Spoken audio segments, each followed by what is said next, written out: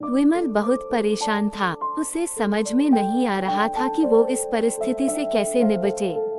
वो अपनी माँ को बहुत चाहता था, किंतु उसकी पत्नी और बच्चे उसकी माँ से बहुत दूर भागते थे, क्योंकि उसकी माँ की एक आंख नहीं थी, साथ ही उसकी कमर भी 90 अंश पर झुकी थी। वैसे वह अपना काम सब खुद कर लेती है, किंतु फिर भी वो उसकी पत्नी और बच्चों के लिए हमेशा खटकती है। दादी, आप ऊपर के कमरे में जाओ, मेरे दोस्त आ रहे हैं, विमल के बेटे अखिल ने बड़े बेरुखी से कहा। पर बेटा, मैं तो यहाँ बहुत दूर बैठी हूँ, विमल की माँ ने बहुत प्यार से कहा। नहीं, आप उनके सामने मत रहो, वो मुझे चिढ़ाते हैं, अखिल ने जोर से डांटते हुए कहा। क्या हुआ अखिल, क्यों चिल्ला रहे हो? विमल की पत्नी कामनी ने किचन से ही आवाज लगाई। देखो ना माँ, ये दादी यहीं ड्राइंग रूम में बैठी हैं और मेरे दोस्त आ रहे हैं, अखिल ने शिकायत भरे लहजे में कहा। माँ जी, आप ऊपर चली जाओ, क्यों हम लोगों को लजवाती हो? कामनी ने बेटे का पक्ष लेते हुए कहा। बेचारी सरस्वती चुपचाप उठकर जीने के सहारे ऊपर जाने लगी। कमर झुकी होने के कारण उन्हें ऊपर चढ़ने में बहुत परेशानी हो रही थी, किंतु वो पूरी ताकत से ऊपर के एक अकेले कोने वाले कमरे में जाकर बैठ गईं। विमल बाजू के कमरे से सब सुन रहा था। उसे कष्ट हो रहा था कि उसकी माँ को अपमानित होना पड़ रहा है, किंतु वो असहाय था। अगर वो कुछ कहता है तो पत्नी और बच्चे उसका विरोध करने लगते हैं। दूसरे उनके तर्क भी सही लगते हैं। चूंकि वो एक प्रशासनिक अधिकारी था, उसका सामाजिक स्तर बहुत ऊंचा था, उसकी ससुराल भी एक उच्च घराने में थी, अतः वह चुपचाप इस तरह हर दिन अपनी माँ को अपमानित होते देखता रहता था। रात को विमल की पत्नी ने कहा, देखो जी, अब कुछ करो। कल कलेक्टर साहब की पत्नी आई थी। माँ जी अपनी देशी धुन धारा में उनसे मिली।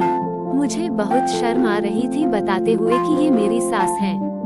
मैंने कह दिया कि दूर की रिश्तेदार हैं, इलाज कराने आई हैं।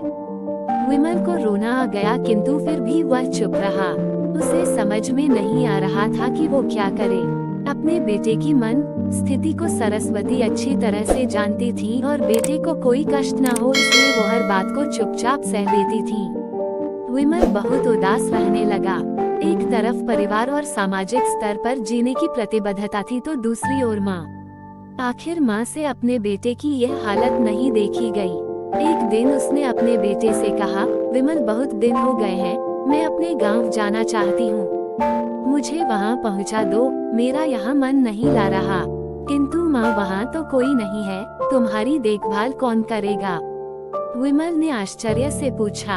अरे, सब गांव वाले तो हैं और वो तुम्हारे मामा जी तो उसी गांव में रहते हैं, और फिर हम सारी व्यवस्थाएं कराएंगे ना। कामनी को तो जैसे मन की मुराद मिल गई हो। हाँ बेटा, बहू सही कह रही है, सरस्वती ने लंबी सांस लेते हुए कहा। विमल जानता था कि गांव में माँ की देखभाल करने वाला कोई नहीं है, लेकिन अपनी पत्नी की जिद के कारण वह अपनी माँ को गांव छोड़ने पर विवश हो गया। माँ को गांव छोड़कर आते वक्त उसे रोना आ रहा था तथा अपनी बेबसी पर गुस्सा भी आ रहा था, किंतु परिवार, पत्नी और समाज ने उसके इन मनोभावों को दबा दिया और वो सुकून सा महसूस करने लगा।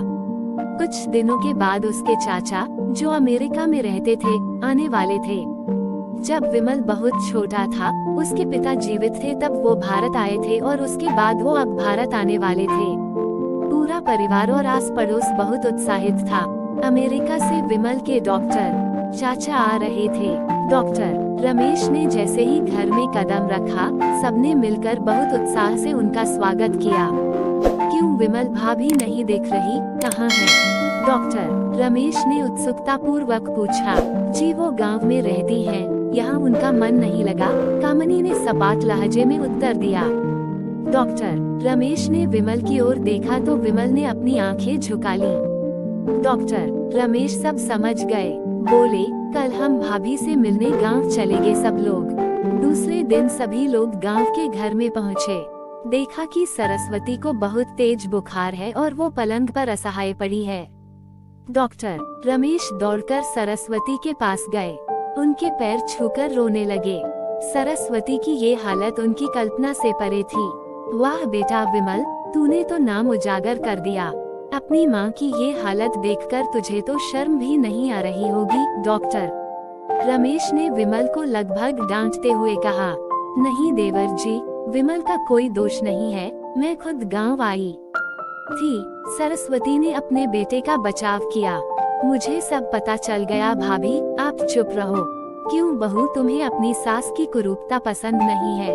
समाज में तुम्हें नीचा देखना पड़ता है ना? डॉक्टर रमेश ने कामनी की ओर व्यंग्य से देखा।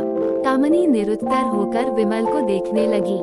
आज तुम जिस सामाजिक स्तर पर हो, वो इन्हीं के संघर्षों की देन है। और बेटा विमल, तुम्हें शायद मालूम न हो कि बचपन में जब तुम 1 साल के थे तब छत से नीचे गिरने के कारण तुम्हारी एक आंख फूट गई थी और तुम्हारी रीढ़ की हड्डी में भी समस्या थी। तब तुम्हारी इस कुरूप माँ ने अपनी एक आंख और अपना बोन मेरो तुम्हें देकर इतना सुंदर स्वरूप दिया था। कामनी बेटा, इतने सालों तक संघर्ष करके बेटे को प्रशासनिक अधिकारी बनाने वाली इस संघर्षशील औरत की तुम लोगों ने ये दशा कर दी। तुम्हें ईश्वर कभी माफ नहीं करेगा। डॉक्टर रमेश की आंखों से अश्रु जलधारा बह रही थी।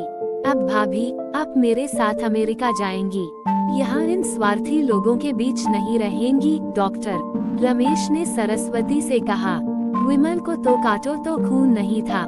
डॉक्टर रमेश जो उसके चाचा थे, उन्होंने जो राज बताया उसके बाद तो विमल को यही लग रहा था कि उससे ज्यादा पापी इंसान इस दुनिया में कोई और है ही नहीं। वह दौड़ता गया और माँ सरस्वती के कदमों से लिपट गया।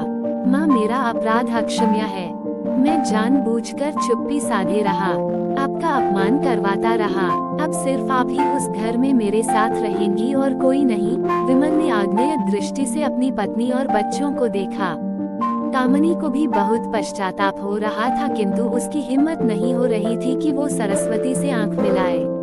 सरस्वती ने कामनी की मन स्थिति को समझकर उसको पुचकारते हुए अपने पास बुलाया और विमल को डांटते हुए कहा, खबरदार, जो मेरी बहू को मुझसे अलग करने की कोशिश की तो तुझे ही घर से बाहर निकाल दूंगी।